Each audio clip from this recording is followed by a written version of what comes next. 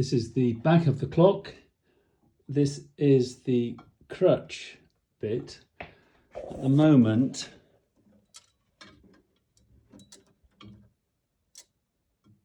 there's no tick.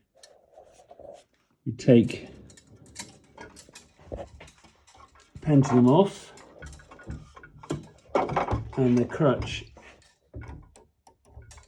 isn't moving, so we move it ever so slightly, little by little, nearly,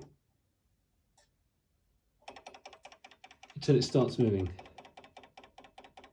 Then we hang the pendulum and it should work.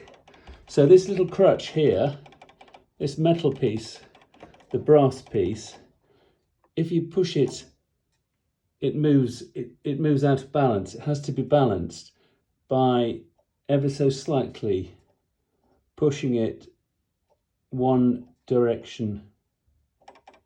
There we go, nearly. There. Or the other. It's either to the left or to the right. It's very, very small movements.